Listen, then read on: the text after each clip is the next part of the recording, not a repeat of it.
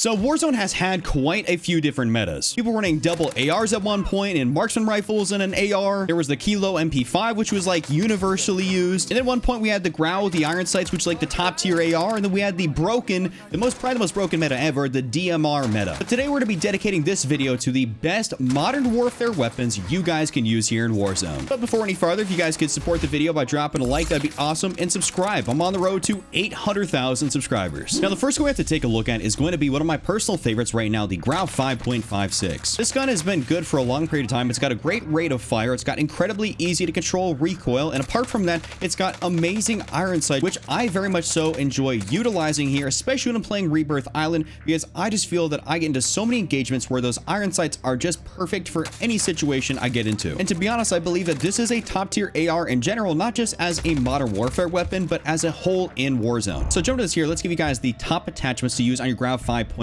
First thing here in the muzzle category, we have to use the monolithic suppressor for that sound suppression, that damage range. Of course, this is the best and only suppressor you should be using on any of your modern warfare weapons. I don't care what anybody tells you. The lightweight and the tactical, unless they get updated, are going to be nearly useless, and you should never ever use them. You always want to run the monolithic on your AR, your SMG, your sniper rifle, whatever it may be.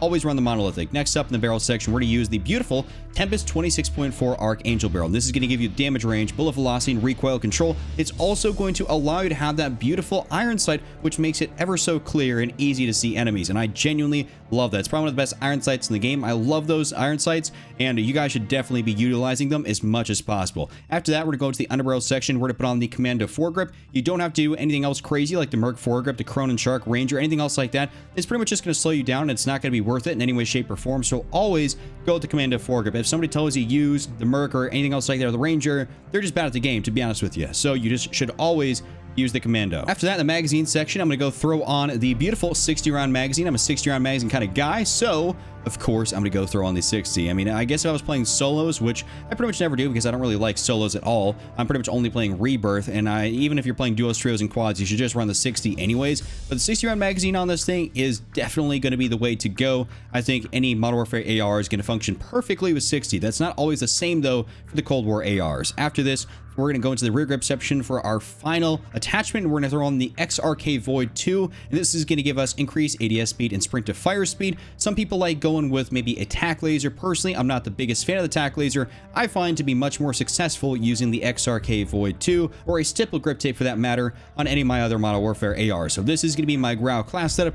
Well, if you guys do enjoy this one, go and give it a shot. Use it on Rebirth, on Verdansk, it doesn't matter. This is going to shred people at a variety of ranges. I feel like it's only fitting to put in the Modern Warfare MP5 into a top best class setup, whether it be used on Verdansk or Rebirth. It's incredibly beneficial to use this gun, as it's got a pretty solid time to kill, and it can, relatively speaking, keep up with a lot of different Cold War SMG metas, like, you know, the OTS-9, the MAC-10, you know, and the Cold War MP5 for that matter. Those are all going to be incredible SMGs, but the Modern Warfare MP5 is going to be pretty much up there with all of them, though it's going to lack a tad bit of mobility in comparison to some of the Cold War stuff. That's just a bit of the downside of using some of the Modern Warfare stuff, as they didn't give us as much mobility back when they created this game as opposed to when they added all the Cold War stuff into Warzone. Now let's jump into this build here. We have our Milkweed variant here of the Modern Warfare MP5. Those of you guys that are wondering what this is, first thing we're going to do is we're going to skip over that muzzle, though you can definitely do this, and we're going to go into the barrel section where you go throw on the monolithic integral suppressor. And this is one of those things that's going to give you a very, very minor benefit difference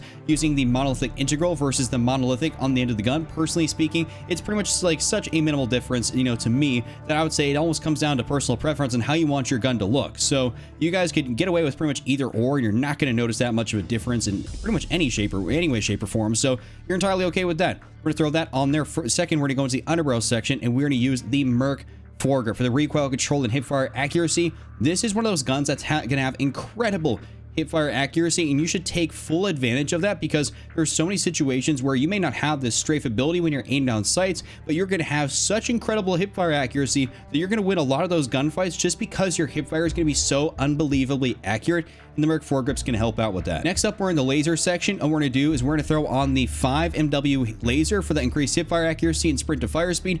Like I said, we're trying to maximize our hipfire accuracy, and this is definitely going to be able to do that. I absolutely love the Modern Warfare MP5 for that hipfire, and You guys should definitely be running this attachment. After that, we're going to go to the magazine section, and we're going to throw on the 45 round magazine. This is just going to increase our ammo capacity from 30 to 45, which I find to be incredibly beneficial. Though the 10mm auto 30 round mag gives you more damage technically in range, it's not nearly as good just because it's only got 30 rounds of magazine. And if you're playing Warzone, it doesn't matter if it's Verdansk or Rebirth, you'll just know that you're just going to run out of ammo way too quick when doing this, and you're just going to get yourself into a situation where you're not very happy. So 45 rounds is going to be much better suited to taking out multiple enemies at a time, and that's why we're going to be using it. And to finish off this build, we're going to go to the rear grip section. We're going to throw on stipple grip tape for the increased aim down sight speed and sprint to fire speed. Overall, this is a great build. You could always, by the way, switch out the stipple potentially for maybe a perk like Sleight of Hand or the FTAC collapsible stock, as that's going to be great as well. That's just a couple different variations here, but overall, this is a great setup here. Definitely try this out. You're going to be hip firing like crazy. It's unbelievably accurate. It's a little bit insane. They haven't nerfed it in any way, shape, or form,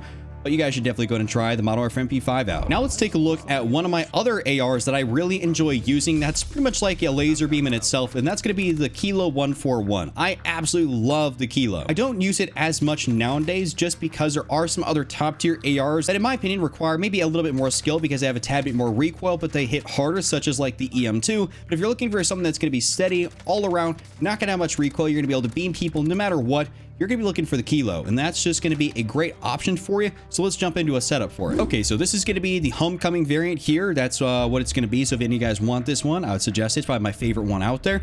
First in the muzzle category, we're going to go down to monolithic suppressor. Of course, like I said, with the growl, this is going to be what you want to be able to do. So we're going to throw on that monolithic as our first attachment. And the second, we're going to go into the barrel, and you're going to throw on the Singard Arms 19.8 Prowler barrel for the increased damage range, bullet velocity, and of course, recoil control. This is the general theme for a lot of the Modern Warfare barrels, is that they do these three things on the longest barrel. And that's going to make your Kilo the most effective. Don't ever try any of this shenanigans here with the Whisperer barrel or the 16.6 SOCOM.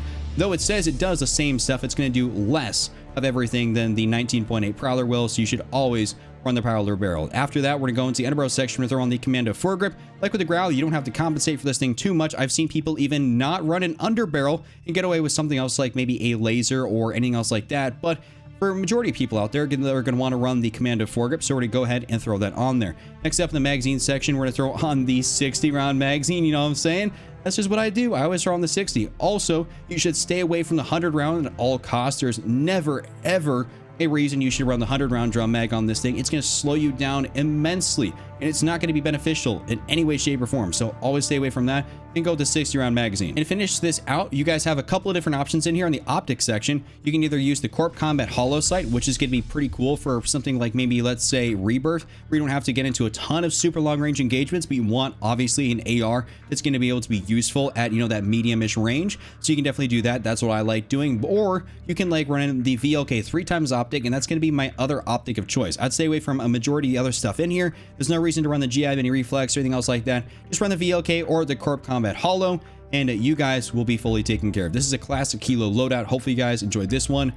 Absolute banger of a gun, no recoil, still beams even till this day. You guys should enjoy this. If you guys have followed the channel here in any capacity, you'll know that I absolutely love the Modern Warfare M4A1, and for good reason, because it's got an incredibly solid TTK. The recoil is very, very manageable. It's got incredible iron sights, and it's just been good ever since it got integrated into Warzone. Of course, it's received, I think, a nerf or two over the life cycle, but it doesn't ever take it out of the competition for being a top tier AR. I think this definitely is up there with, you know, the top tier meta weapons right now, and you guys should definitely be okay with using this. And I mean, I don't see that much use out of it. I don't see it getting much love, and I don't personally understand that because it's always really good. It's just kind of a little bit overlooked because people would rather use some of the Cold War stuff. Now jumping into this here, this is going to be the Kingly Splendor variant, and let's get a muzzle category. Of course, monolithic suppressor, don't gotta explain this one here too much. For a second, we're gonna go into the barrel.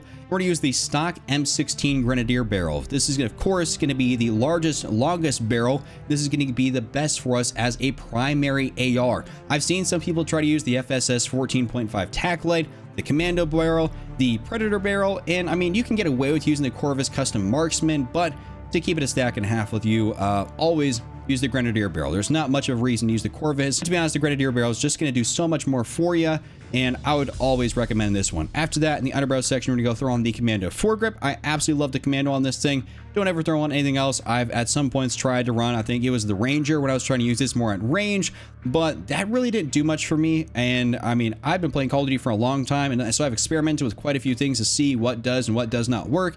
And I'll tell you what, the Commando foregrip is going to be the tried and true, the best you can possibly use on this gun without slowing yourself down too much, which is what those other foregrips will do. After that, in the magazine section, we're going to throw on the 60-round magazine here. This is going to be fantastic. Absolutely love the 60-round magazine.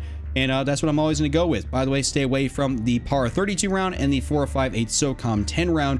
We're not trying to make this into a DMR or an SMG. There's better options in both of those categories, and you're just going to get outgunned. It's more like a real niche thing if you want to mess around, but to be honest, you're probably just going to get outgunned and get a little bit frustrated trying to use it, so I wouldn't recommend it. And then to finish this whole build off here, we have a couple of options. My personal favorite right now is using the stipple grip tape here for the increased ADS speed and sprint to fire speed, though I have seen other people, they try to make this into more of a long range build, do something what you do with the Kilo, and use something like in the optic section with be a Corp Combat Hollow, or the VLK 3 times. It's kind of a classic setup here you can use on Verdansk or Rebirth, it doesn't matter.